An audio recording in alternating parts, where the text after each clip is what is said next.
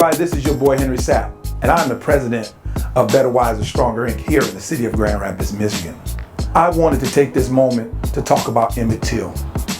Emmett Till, a young man who left his mother to go visit family, never knowing that he would ever come back.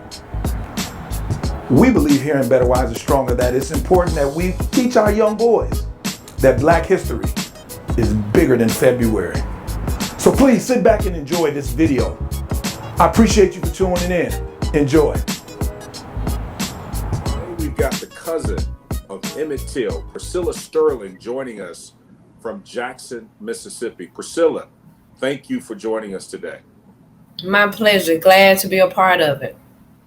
Glad to be a part. Eric Michael Dyson writes in his book, in a letter to Emmett Till, "My dear Emmett Till, the mere mention of your name whisks us to another time and place, stained by the blood of martyrs and dripping with the hate of Black bodies."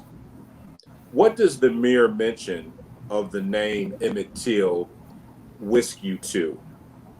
When I think about the name Emmett, and I think about Mamie, I think about what she has gone through. I think that Mississippi is still on trial for Emmett's murder. The state still, no one has been held accountable. There's still no transparency as far as our law enforcement. So when I think about Emmett's name, I think about Mamie, the heartbreak, the injustice that still plagues Mississippi today.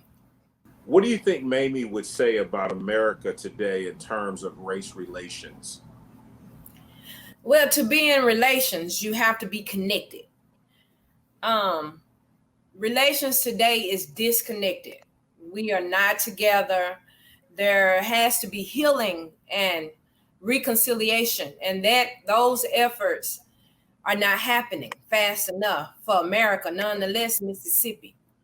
So as far as I can see Mamie talking about race relations right now, we're definitely disconnected. So you would say that she would say we've not come as far we as have she not hoped we would have. Yes, sir. All this time. We have not. We have not. You slept in her bed the night prior to her funeral. Yes, sir. What was that experience like? I was so at peace and calm in her bedroom. And it was surreal. What do you think might be a misconception about the progress of racial equality in the state of Mississippi? And I say that in terms of obviously people who are not in Mississippi, people who are up north and in the Midwest and on the West Coast. What do you think is something that they think that you know is not true about racial equality in the state? Well, for one, look at our local and state municipalities. All the Black local officials are Black and the state representatives are white. So it's definitely not a misconception as far as racial equality here in Mississippi, because it's not. We're still fighting to get representation in state. As far as state government, we still cannot hold those offices. So that's the reason why we're planning on more Blacks running for those types of offices, positions. Why can't you hold those offices? What is it? Is it that the people of color in Mississippi aren't voting as they should? Or are they just not running for office? We are definitely on the ground more so than ever here in Mississippi. We're doing grassroots. We're mobilizing voters. So we are definitely showing up at the polls. And this turnout did us just. We did very good here in the state of Mississippi as far as Black representation. And like I said, years prior, future, we're looking for more Blacks to run in state offices. Yes, sir. The name George Floyd and Emmett Till are often these days mentioned in the same sentence. You turn on the TV, when they speak of George Floyd, they speak of Emmett Till. You turn on the radio, they speak of George Floyd, they speak of Emmett Till. Everywhere, when they speak of George Floyd, they speak of Emmett Till. How do the two resemble, if they do, in your opinion? How do they resemble to you? They carry the same burden of injustice. I think about George Floyd lying on the ground for over 9 minutes with a knee in his neck at 46 years old. And he cries out for his mama.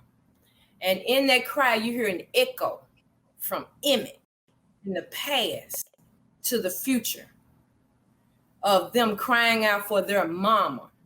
And what does a mama represent? Safety, to protect you. And at 46 years old, George Floyd cries out. At 14 years old, Emmett is held down in the back of a truck. But yet, the echoes of crying out for your mama, that alone is powerful.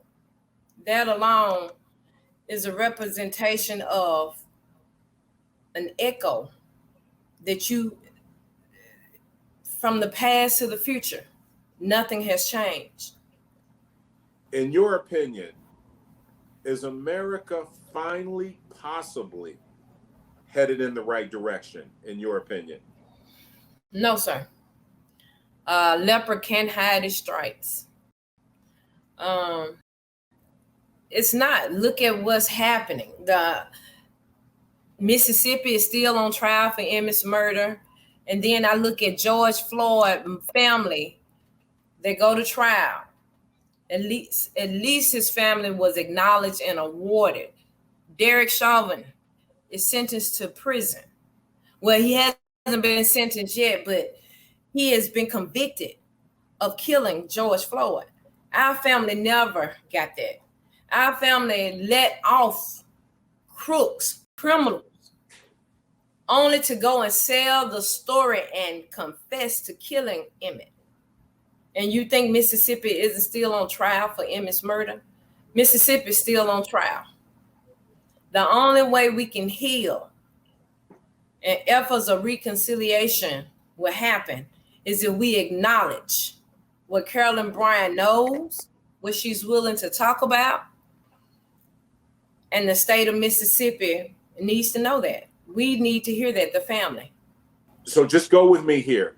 Make believe you're having a conversation with Emmett Till and his mother, Mamie Till Mobley. What do you say to them about the work that you're doing on their behalf? What would you say to them?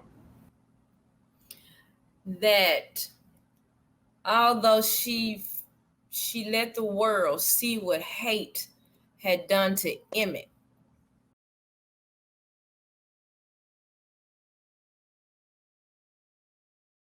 the work that I'm doing is to expose the criminals behind the act of committing injustice, especially here in the state of Mississippi.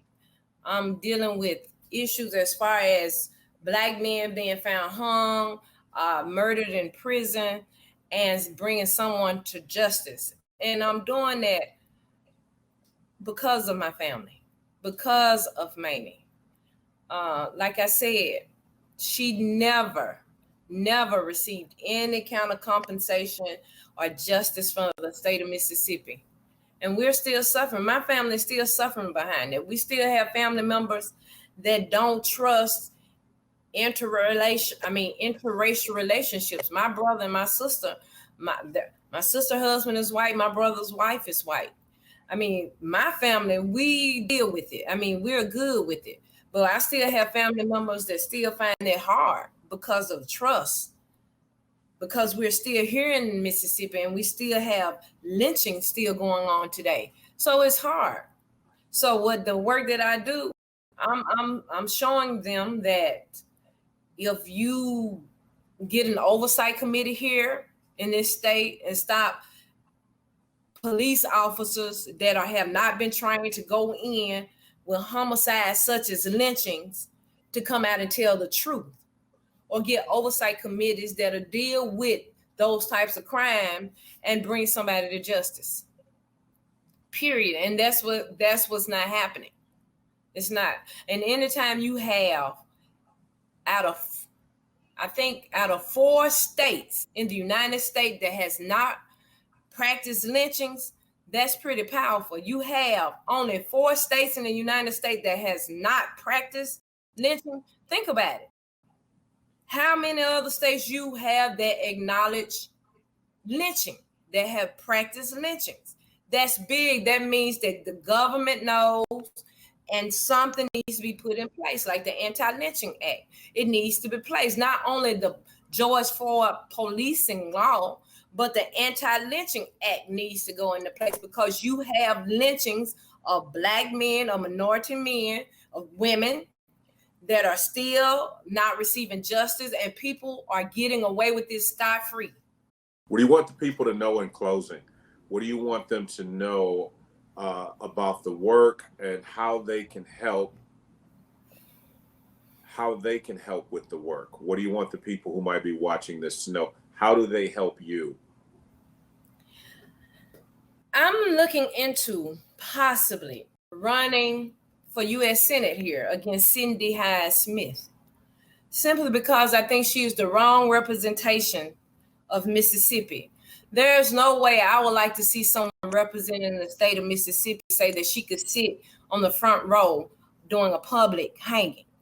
There's no way I want someone like that. And it really, I thought about it, and yes, I would like to run against her, because we don't need that type of representation. We don't. America does not need that type of representation. And I would like to get the people behind me to help support me in that bidding. I mean, I'm really considering running for U.S. Senate of the state of Mississippi. And like I said, most of our local representation is Black and the state is white. So I would like to be the first Black woman representing the state of Mississippi as a U.S. Senator. Is this the first time that you've shared that publicly? Yes, sir. All right. Well, we appreciate that. Yes, Priscilla, sir. thank you so much for your time. Well, thank you for having me. My pleasure. We appreciate it. And if you decide to make that run for Senate, be sure to let us know. Yes, sir. Thank you so much. Yes, sir. Thank you.